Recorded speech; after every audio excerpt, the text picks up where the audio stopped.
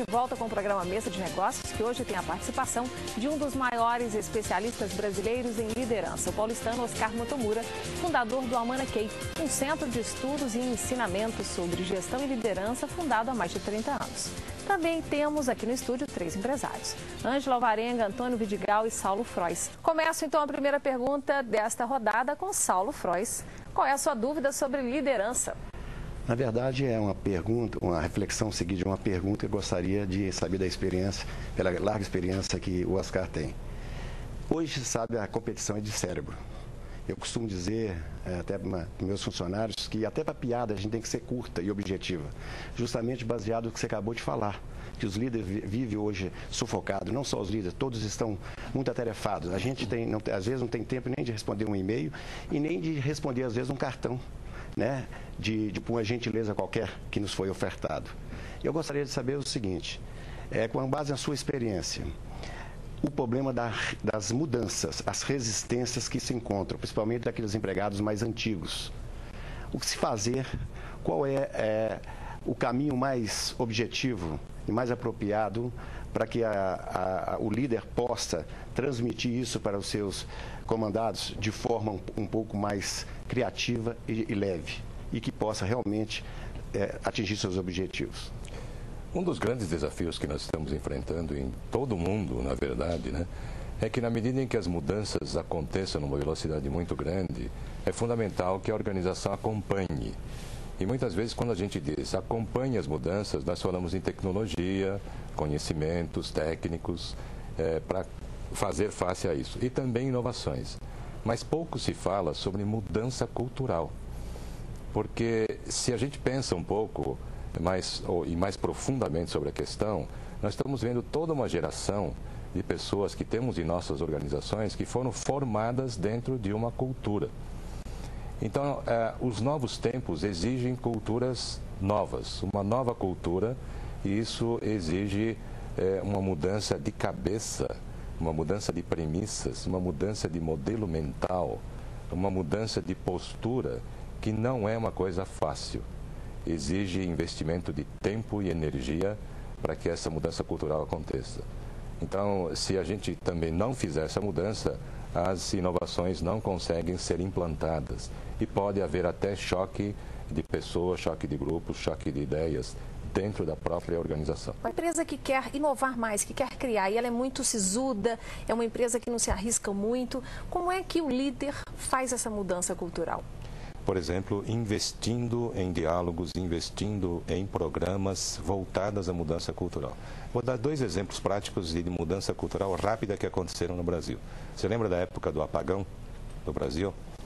Houve uma mudança cultural imensa no país como um todo, no curto prazo, porque senão o apagão iria acontecer. Então vocês imaginem, inclusive vocês da comunicação participaram de uma forma muito intensa do processo.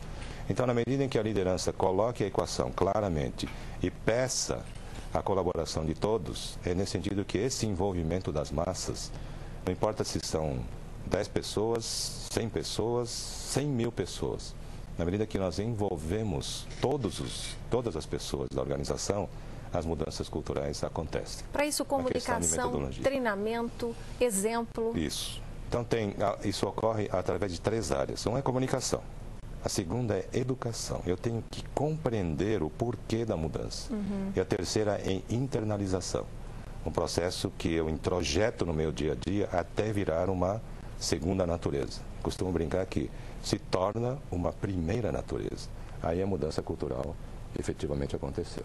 Ok. Vidigal, você tem uma pergunta? Essas transformações são cada vez mais rápidas, a gente percebe muito aqui no Brasil. Eu digo mais no Brasil porque aqui é uma economia jovem, que nós estamos mudando muito nos últimos 40 anos, aí, por exemplo. Me parece que isso na Europa seja tão acelerado quanto é aqui, e a absorção disso tão rápida.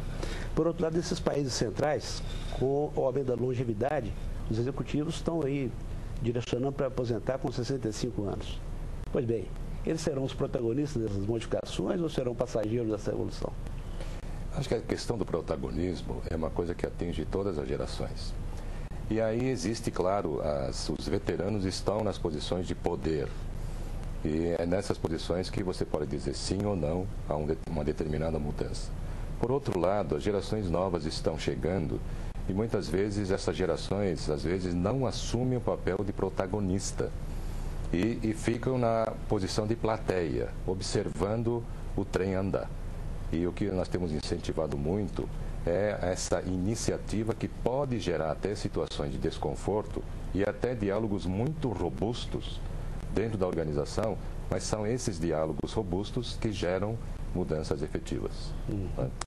Uma coisa também que ocorre nesse processo de globalização é a importação dessas metodologias e que vem muito fechadas em processos. E esses processos, parece que eles isolam um pouco a comunicação, o ser humano, o papel do ser humano. Como é que se enxerga isso? Como é que deve dosar isso? Porque nós temos que importar, sim, temos que ter as certificações, ISO, o CMM e tudo mais. Aprender quem está fazendo bem também. Exatamente. Mas existe o dia a dia, né, as emergências, existem, principalmente numa economia como a nossa. Como lidar com isso?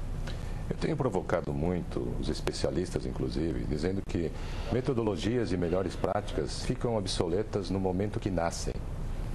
E muitas vezes importamos e trazemos uma quantidade enorme de metodologias criadas em outras situações para outras culturas, inclusive. O grande desafio que nós temos é nós pensarmos com a nossa própria cabeça e criarmos metodologias e formas de lidar com as equações que nós temos em nossas organizações, mas soluções sob medida. E nesse sentido é que nós precisamos investir muito em pessoas capazes de criar conhecimento. E aplicar receitas é muito fácil, mas obviamente a gente sabe que aplicar receita só pode não resolver os problemas, principalmente se estamos lidando com problemas inéditos. Então é muito importante que nós desenvolvamos pessoas capazes de criar conhecimento, ao invés de simplesmente usar de práticas já consagradas em outros lugares. Eu vejo muitos empresários se frustrarem quando contratam uma consultoria, por exemplo, para gestão de pessoas, para promover algum processo dentro da empresa que seja uma comunicação mais adequada, um processo de inovação, e aí eles entregam tudo na mão do consultor. Se abstém de pensar e se abstém de ser críticos em relação às ideias que chegam. É o que você está dizendo, é um contraponto eu me esquecer que sou eu que tenho que pensar, usar a minha experiência, ainda que eu possa aprender algo com o outro, sim. Né? Para isso que servem os estudos. Exatamente. Não posso delegar, terceirizar completamente a solução do negócio e da gestão. Aliás, a terceirização está levando a situações muito paradoxais, né? Daqui a pouco nós estamos terceirizando a criação de estratégias, o que é um enorme paradoxo, né? E de repente nós vemos o quê? Organizações que estão criando receitas de estratégias pasteurizadas e que todas as organizações estão usando. Isso é um contrassenso, porque exatamente mexe no núcleo do próprio conceito de estratégia. Perde a personalidade do negócio. Perde personalidade e perde força. Então, teoricamente, não é estratégia mais. Entendi. Então, é fundamental que... Ainda que pareça perfeita, Exatamente. Né? Na forma, né? Não na essência. Isso, ok. Oscar, nós estamos falando aqui mais no líder no singular. Mas à medida que a empresa cresce, é preciso que o próprio líder enxergue outros líderes. Como que o seu treinamento ajuda esse líder maior a poder conhecer, a investir naqueles líderes menores, que é fundamental para a administração dele, se ele não for egoísta, e como que os jovens possam imaginar que vão ter essa oportunidade? Um dos grandes desafios do líder, primeiro eu costumo dizer que o líder é a pessoa que entende de gente. Se não entender de gente, não vai conseguir liderar. A segunda coisa é a sua capacidade de formar outros líderes. E numa organização que está ficando cada vez mais complexa, num mundo cada vez mais complexo, nós temos que ter uma massa crítica de líderes na organização. Eu costumo dizer também que os líderes usam de certos princípios para decidir coisas que os outros não conseguem. Agora, se eu conseguir abstrair esses princípios e conseguir passar esses princípios para a organização como um todo, nós temos gente lá na ponta, pessoas que estão em coisas operacionais, inclusive, que usando os princípios que os líderes usam, conseguem decidir. Então, com essa massa crítica de líderes em todos os pontos da organização, o líder tem condições de é compartilhar poder.